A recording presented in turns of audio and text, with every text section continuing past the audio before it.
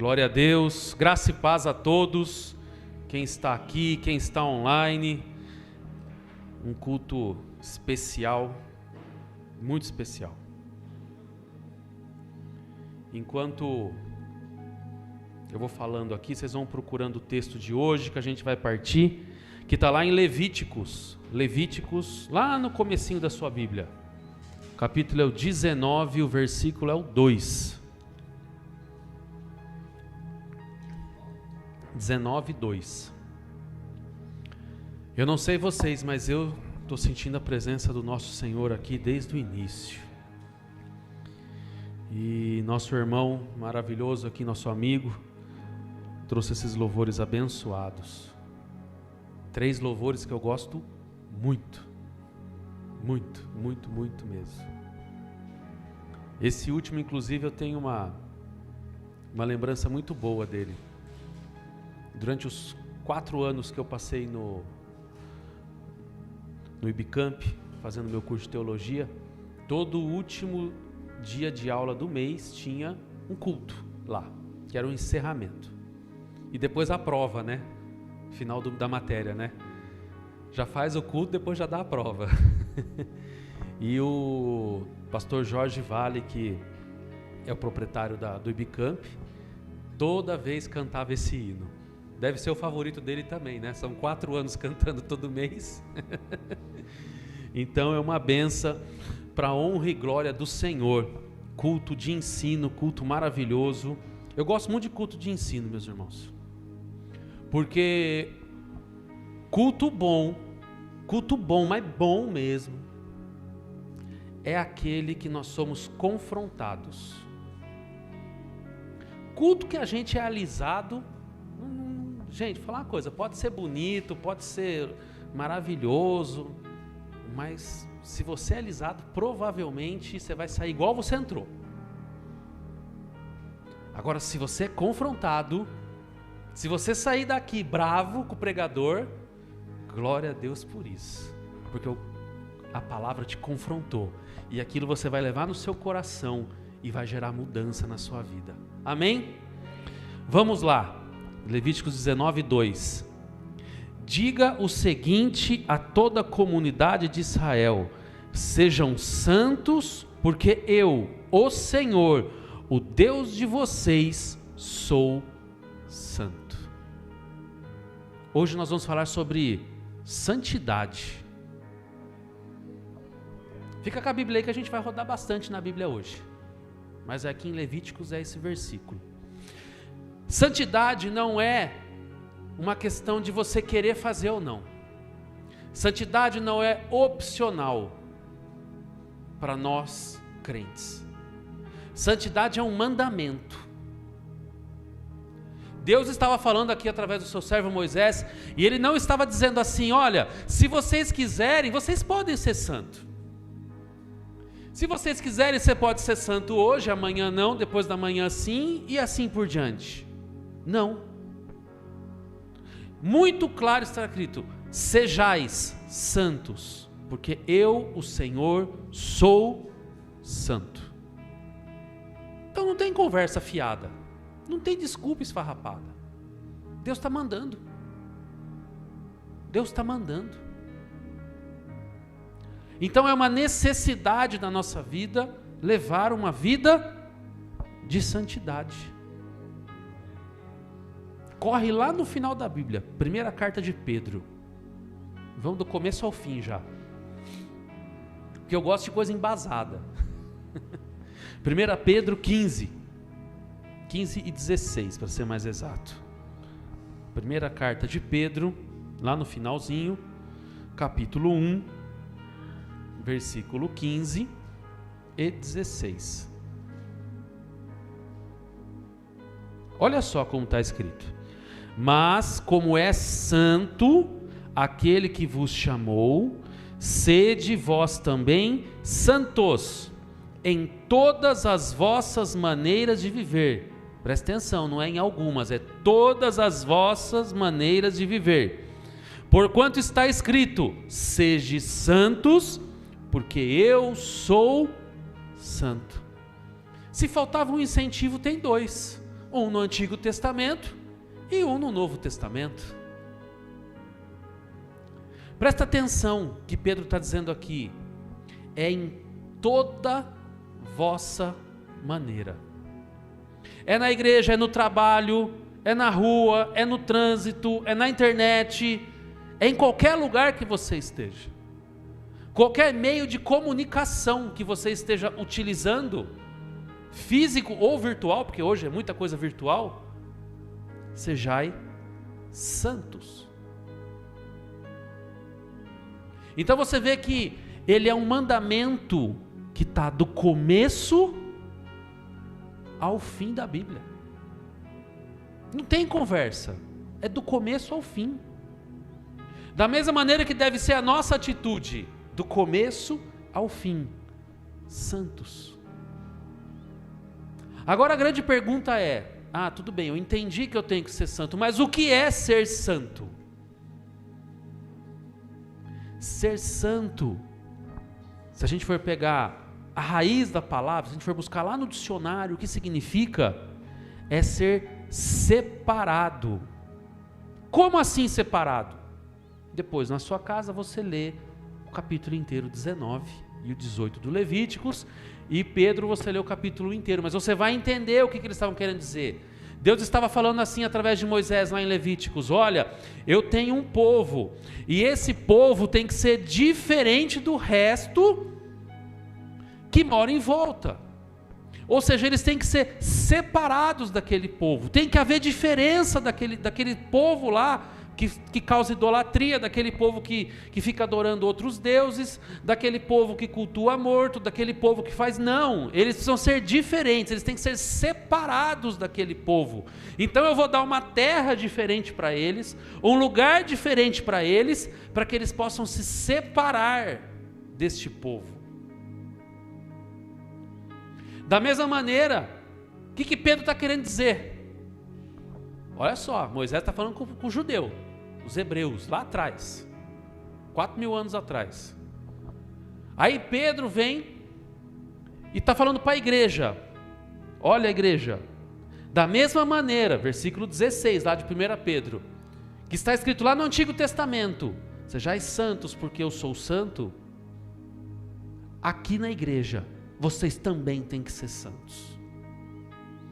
Da mesma maneira, existe um mundo lá fora, vocês têm que viver de maneira diferente, vocês têm que se separar, apartar das coisas lá de fora.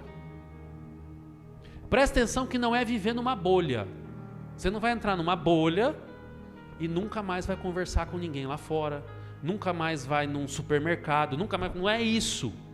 Veja bem, é impossível, não vou dizer impossível porque pode ser que você queira se isolar, mas assim, a não ser que você queira virar um monge, ir para o monastério e passar o resto dos seus dias lá, tirando essa hipótese, se você está vivendo aqui, não tem como você não estar no mundo. Não tem como você deixar de ir lugares onde tem pessoas com costumes, religiões totalmente diferentes e contrárias à nossa. É algo totalmente impossível. Mas, por isso que Pedro fala, em toda vossa maneira de viver. Você tem que estar no meio do povo, só que viver diferente do povo. É isso que é ser santo nos nossos dias. Se o fulano do lado do seu trabalho fala um palavrão, você não fala. Se o ciclano a cada 10 minutos vai acender um cigarro e fumar, você não. Se todo mundo vai para o happy hour depois tomar a cachaça, uma cerveja, você não. Se as pessoas ficam fazendo maracutaia, você não. Percebe? Você está no meio deles, você trabalha ali, por exemplo, mas você não faz as coisas que eles fazem. E a gente tem que tomar cuidado com uma coisa, para a gente não se achar muito. Não, porque eu sou santo, porque todo mundo aqui faz tudo errado e eu sou o certo. Isso é o princípio da queda. Igual Satanás. Eu sou muito bom. Eu acho que eu podia pegar o lugar de Deus. Sou melhor do que os outros. Cuidado. Soberba e arrogância é o princípio da sua queda. E cuidado para não ser uma queda sem volta, igual foi a de Satanás. Bom, entendido bem o que é santidade, que nós devemos ser santos, e o que é ser santos, agora a gente vai começar a falar sobre o que eu vim falar hoje. Talvez eu não termine hoje, talvez eu tenha que continuar uma outra quarta-feira, porque eu trouxe 10 pontos que todo cristão deveria seguir para ter uma vida de santidade. E eu acho que eu não vou conseguir trabalhar os 10 hoje. Se eu trabalhar 5, bem trabalhadinho, tá de bom tamanho. Mas são 10. Se você tiver como anotar, anote. Se você não tiver, pegue o vídeo depois, assista de novo e anote, porque anotar faz a gente gravar as coisas. Às vezes só ouvir a gente não grava, a não ser que você tenha uma memória muito, muito boa. Eu, por exemplo, preciso anotar. Senão a probabilidade de eu esquecer é enorme. Olha que interessante. Corre lá no Evangelho de Mateus, capítulo 6, versículo 33 e 34. Mateus 6, 33 e 34.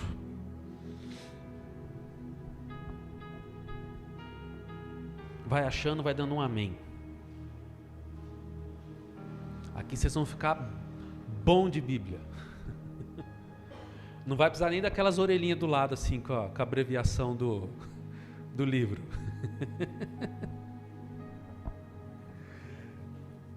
A gente fala assim, mas essa orelhinha ajuda muito, né? Às vezes o pregador vem aqui, abre lá no livro de Amós, Sofonias, aí você fica meia hora ali folhando para achar, ajuda. Gente, olha só que interessante. Buscai, pois, em primeiro lugar o seu reino e a sua justiça, e todas estas coisas vos serão acrescentadas. Portanto, não vos inquieteis com o dia de amanhã, pois o amanhã trará os seus cuidados. Basta ao dia o seu próprio mal. Presta atenção no que Jesus está falando aqui. Primeira coisa para você levar uma vida de santidade, colocai o reino de Deus em primeiro lugar. Se você não conseguir fazer isso, esquece. Os próximos passos você não vai conseguir. Não vai. Esse é o primeiro passo. Colocar o reino de Deus em primeiro lugar. Como assim em primeiro lugar? Primeiro do que o meu trabalho? Sim. Primeiro do que a minha vida? Sim.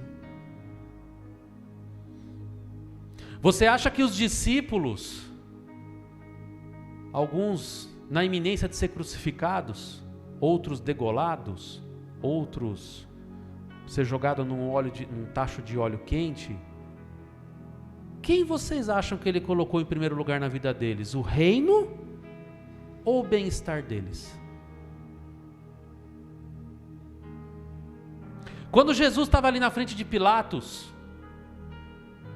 e Pilatos ali indagando, estão dizendo que você é rei, mas como assim você é rei? Quem vocês acham que Jesus colocou em primeiro lugar? O bem-estar físico dele ou o reino de Deus?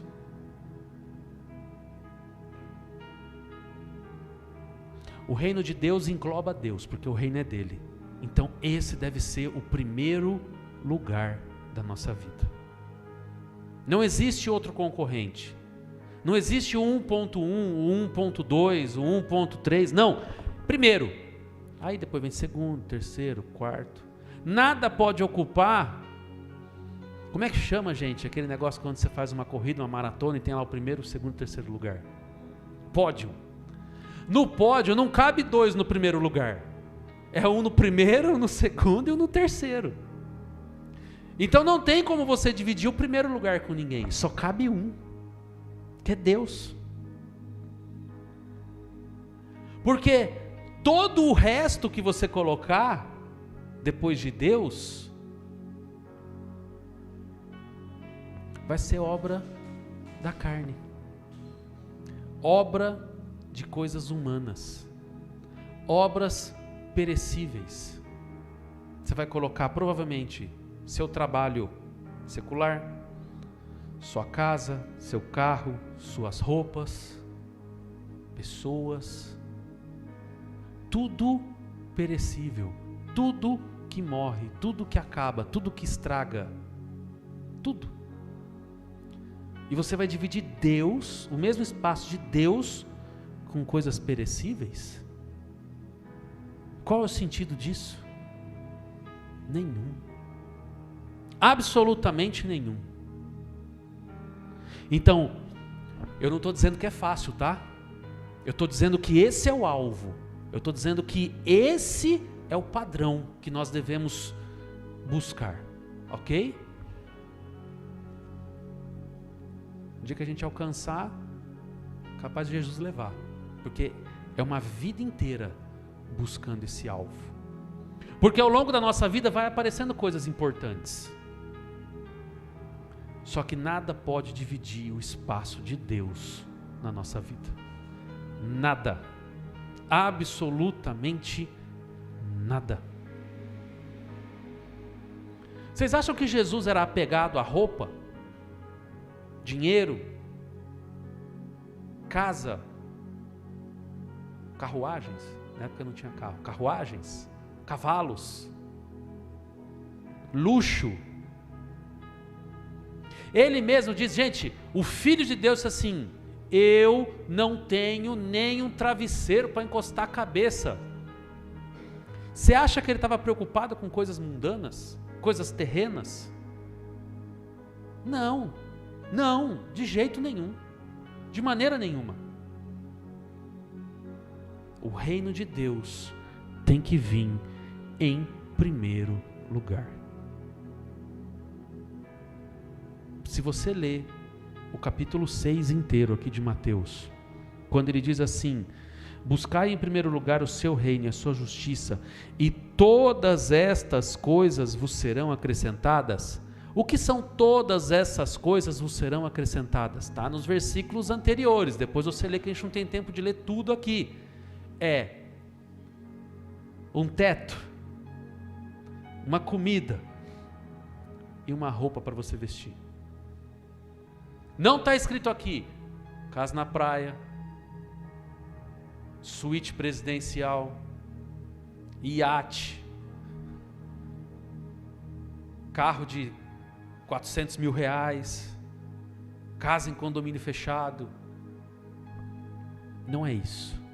Um teto, comida na mesa aquele dia e uma roupa para você vestir. Comida na mesa aquele dia, não é o dia seguinte, aquele dia.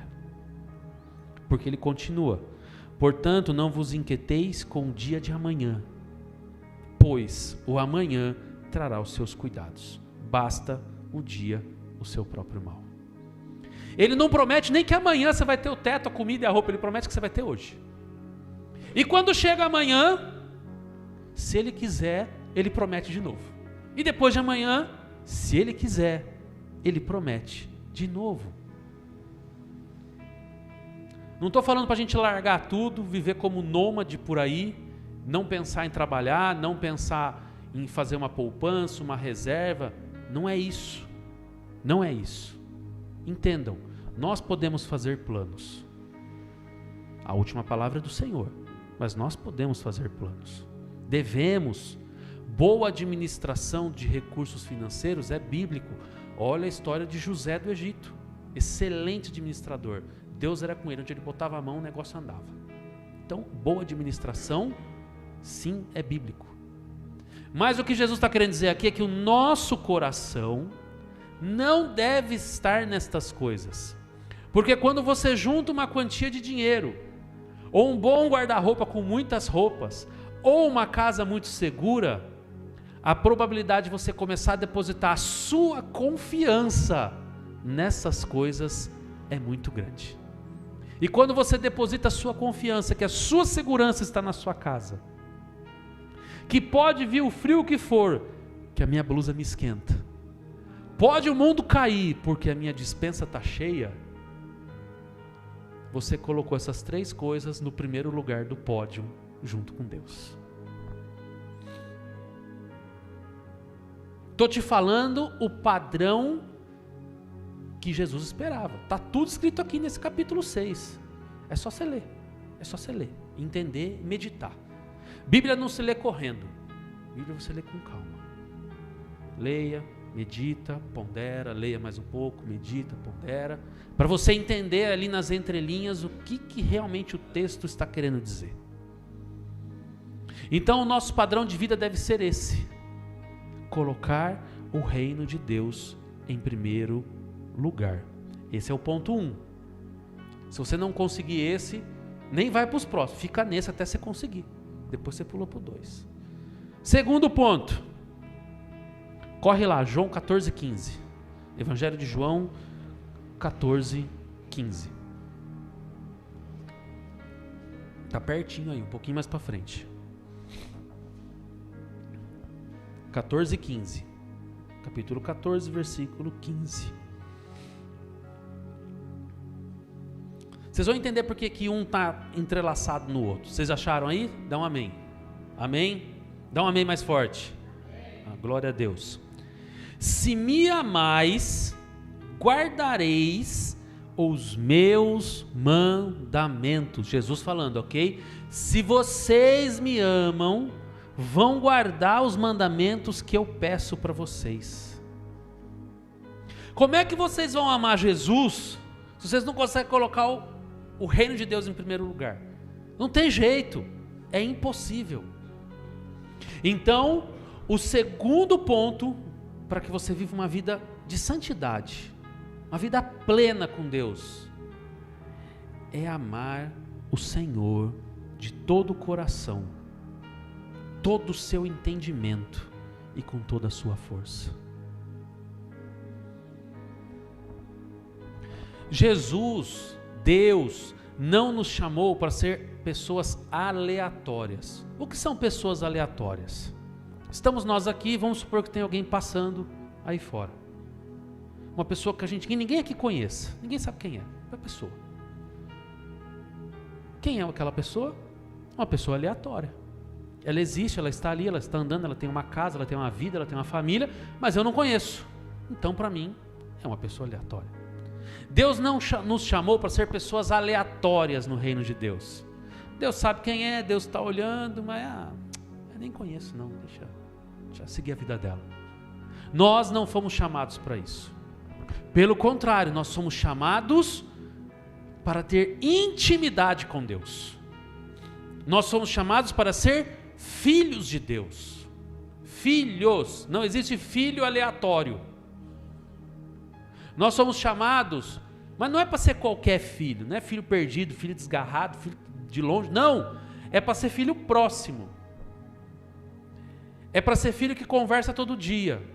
É para ser filho que está ali. Esse é o chamado que Deus tem para a vida de cada um, para cada crente. Não é chamado de trabalho, é ser filho. Ser filho está acima de ser pastor, de ser apóstolo, de ser missionário, de ser qualquer outra coisa dentro do reino de Deus. Antes de ser qualquer coisa, nós somos filhos de Deus. Antes de ser filhos dos nossos pais e mães, somos filhos de Deus.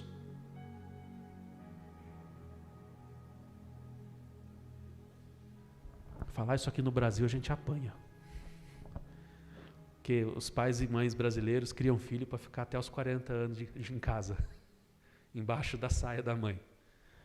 É uma característica do pessoal aqui da América do Sul. Não é uma característica mundial. Nós precisamos... Cadê o fundo, Fabi? Nós precisamos nos colocar como filhos de Deus. O Caju falou isso, né? O bispo Caju falou muito disso aqui domingo. E nós precisamos ter intimidade. Como um casal. Como um casal. Um casal sem intimidade não existe. Se um homem e uma mulher se conhecem hoje, resolve namorar. Aí vai namorando, vai se conhecendo, vai ganhando intimidade, conhecimento um do outro. Mas falar que eles se amam ainda logo no começo é difícil. Aí eles vão e se casam. Deus confirma, se casam. E aí, com o passar do tempo, com a intimidade aumentando cada dia mais, o amor vem. Na vida real, não é igual lá na historinha do Chaves, lembra? Dona Florinda e o seu, como é que é? O seu Girafales, que um olha pro outro, toca a musiquinha, coraçõezinhos, amor à primeira vista. Meu Deus, isso não existe na vida real, gente. Você pode ter um interesse pela pessoa, algo da pessoa pode chamar atenção, muitas coisas podem chamar atenção numa outra pessoa, mas amor mesmo é só com o tempo e com a intimidade. Uma vez um conhecido meu falou assim: olha, para o seu casamento ficar assim, ó, redondinho, né? Que você fala assim, tem intimidade, conheço, são 5 anos. E quando ele falou isso, eu assustei, eu falei, mas tudo isso? Ele falou, é.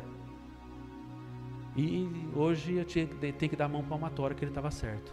Parece que é depois do 5º ano em diante que o negócio engrena, né? Que o negócio começa a andar de maneira diferente, porque houve tempo para se conhecer, houve tempo para ter intimidade, houve tempo para se viver junto. Da mesma maneira, Deus nos chama a um relacionamento. E se nós não investirmos tempo, trabalho, suor nesse relacionamento com Deus, o negócio não vai girar redondinho, não. Não tem jeito. Não tem jeito. Porque vamos ser sinceros, um casal do qual um não dá atenção para o outro, ignora, não está nem aí, trata mal, o que vai acontecer com esse casal? Com esse casamento? Em pouco tempo está falido. Um não quer nem mais olhar para a cara do outro, está nem aí. Você acha que o relacionamento com Deus é diferente? Deus está ali, né? Estou de braço aberto. Eu te amo. Eu dei meu filho por você. E você, nada? Dá de ombros?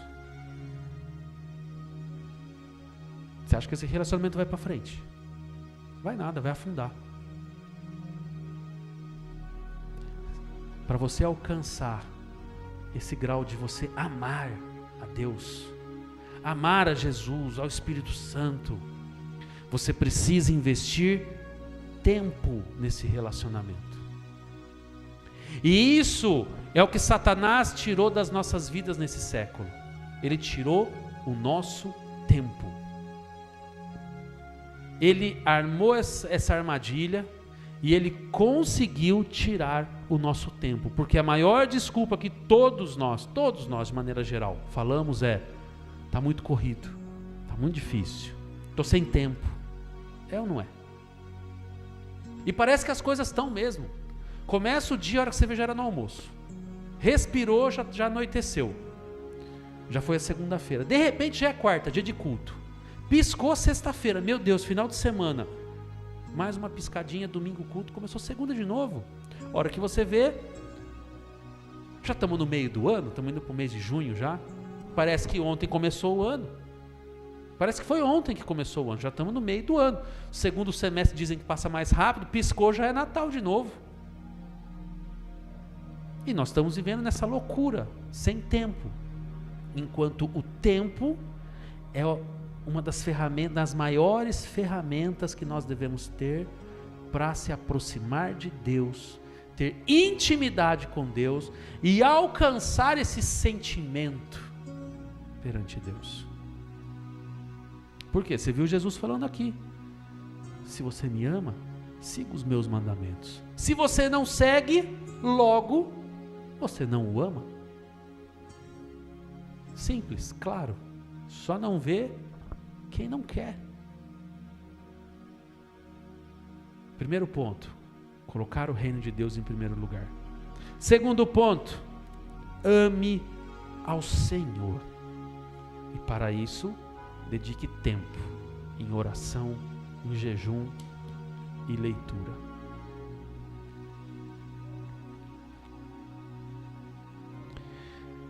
Abre lá em Romanos 11:16. Um pouquinho para frente aí. Carta aos Romanos, capítulo 11, versículo 16.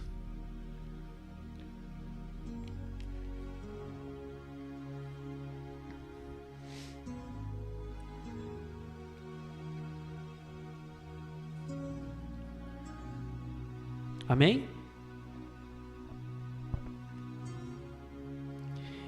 E se forem santas as primícias da massa, igualmente será a sua totalidade. Se for santa a raiz, todos os ramos serão. Presta atenção. Vamos imaginar? Você está fazendo um pão.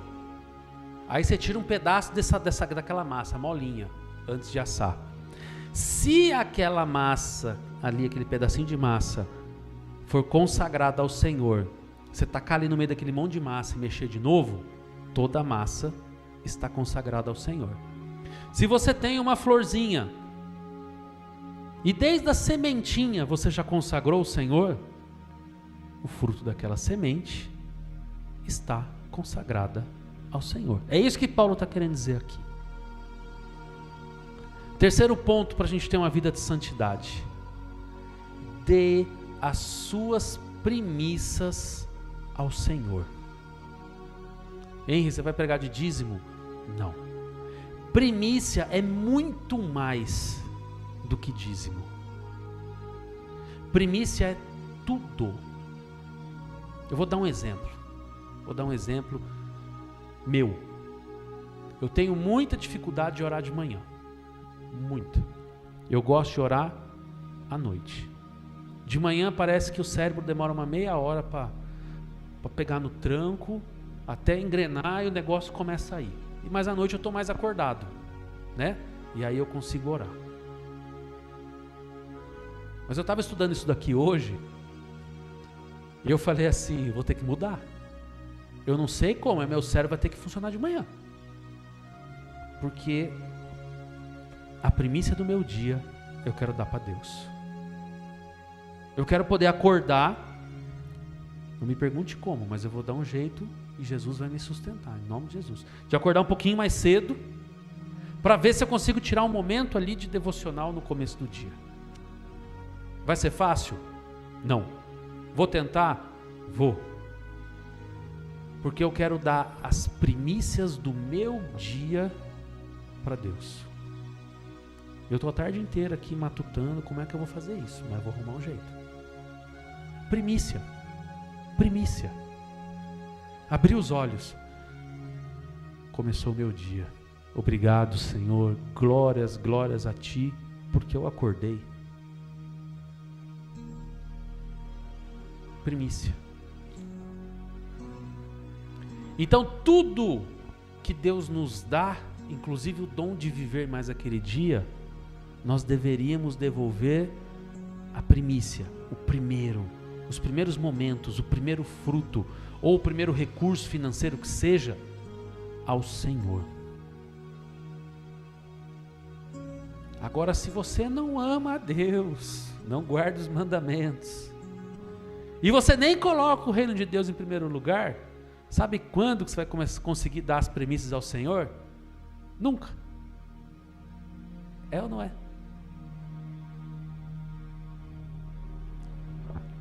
É forte essa pregação. É só pancada. E é assim que é bom. Glória a Deus por isso. Você quer viver uma vida de santidade? Você quer viver uma vida diferente? Você quer ter algo a mais com o Senhor? Você quer sair da normalidade? Você quer sair, como diz assim, da poça de água ali na praia? Quer ir nadar em oceanos profundos do Espírito Santo? Quer ter revelação? Quer ser profeta? Quer profetizar as nações?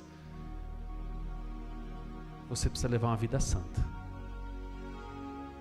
Porque com vida rasa, só coisas rasas. Se você quer coisa profunda, você vai ter que ir lá para as profundezas do oceano do Espírito. Só mais uma, não vou conseguir chegar na quinta, mas não tem importância. Corre lá em Gálatas, capítulo 1, versículo 10. Está pertinho aí, um pouquinho mais para frente. Gálatas 1, 10.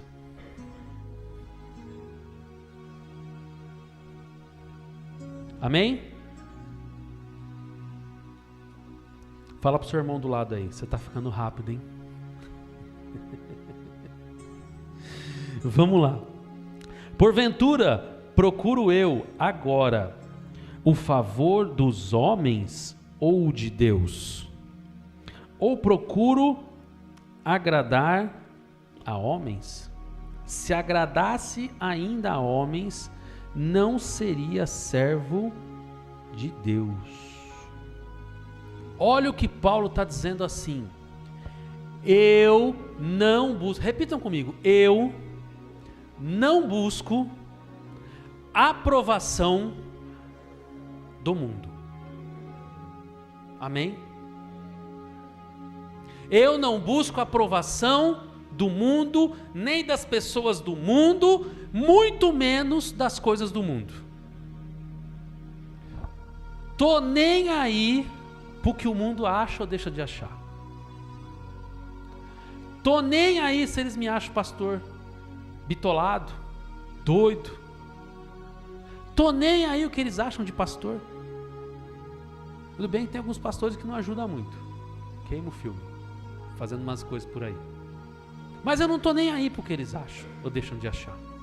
Porque eu não estou aqui para agradar ao mundo, eu estou aqui para agradar a Deus.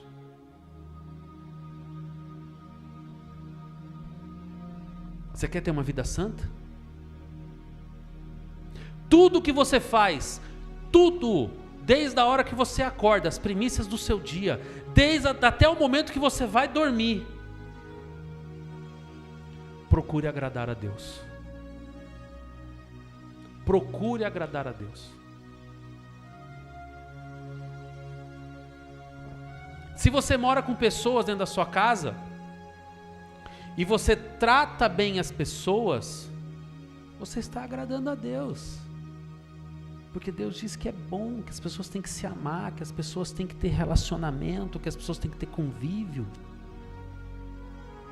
Quando você bota um louvor ao invés de uma música do mundo, você está dizendo não ao mundo e sim a Deus. Quando você deixa de fazer coisas que às vezes as pessoas pedem, até no seu trabalho, em qualquer lugar, faz isso para mim, e você vê que isso não é legal, um cristão fazer isso, não faça para agradar homens. Tem um amigo meu, que ele é pastor também, e uma vez ele era militar, ele trabalhava no canil do exército, e ele tinha lá o superior dele, eu não lembro as patentes, mas o superior. E no exército é assim, o seu superior mandou, não tem conversa, meu amigo, você tem que cumprir, se não cumprir, cadeia em você. Não tem conversinha fiada dentro do exército. E esse amigo meu, o chefe dele, né, não lembro se era general, não lembro a patente, falou assim: olha, ele ficava dentro do escritório, se minha mulher ligar, você fala que eu não tô. E ele falou assim pro chefe dele: não me peça isso, porque eu não vou mentir. Não, mas eu não conto mentiras. Eu sou crente. O que o chefe dele fez? Então a partir de hoje você não atende mais telefone. Botou outro para atender telefone. Mas o problema é do chefe dele. Ele não quis agradar a homens e desagradar a Deus.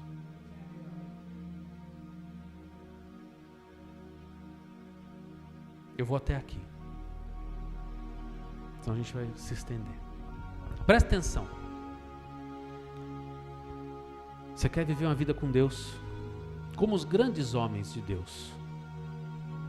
Podemos falar aqui de Gênesis, Apocalipse, diversos nomes. Muitos nomes de pessoas que viveram com Deus. Você quer ter experiências com Deus? Você quer ter intimidade com Deus? Você quer que Deus mude a sua história? Você quer que Deus faça milagres, que Deus derrame cura, que Deus mude a situação da sua vida, da sua família? Você quer essas coisas de Deus? Viva conforme os padrões de Deus. Tenha uma vida santa. Lembra?